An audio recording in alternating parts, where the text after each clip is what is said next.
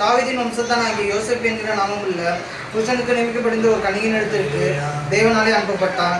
அந்த கன்னியின் பேர் மரியாள். அவள் இருந்த வீட்டில் தேவதூதன் பிரவேசித்து, கிருபை பெற்றவளே வாழ்க, கர்த்தர் உன்னுடனே இருக்கிறார், ஸ்திரீகளுக்குள்ளே நீ ஆசீர்வதிக்கப்படுவது என்றான்.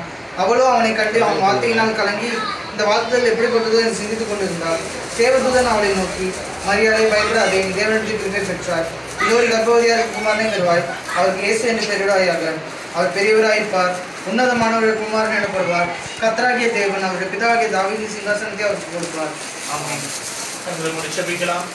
ஸ்தோத்திரிக்கிறோம் ஆண்டவரே, நன்றியோடு துதிக்கிறோம். தேவன் அருமையான நாதிப்பதற்காக தேசத்திற்காக ஜெபிக்கிறோம். தேவன் தாமே அற்புதமாய் குடும்பத்தாரை நாடு முழுவதும் தேவன் நடத்தி வந்த எல்லா விதமான பாதைகளுக்காக கிருபைகளுக்காக நன்றி செலுத்துகிறோம்.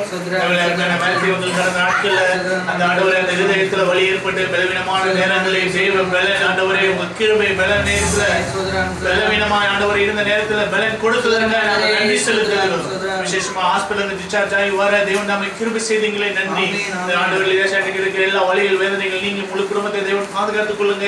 தேவன் அருமையான குழந்தை அக்ஷாவுக்காக நாங்கள் ஜெபிக்கிறோம். மகளுக்கு இருக்கிற ஆண்டவர் எல்லா ஜுரம் காய்ச்சல் இயேசுவின் நாமத்துல நல்ல விடுதலை தருவீராக.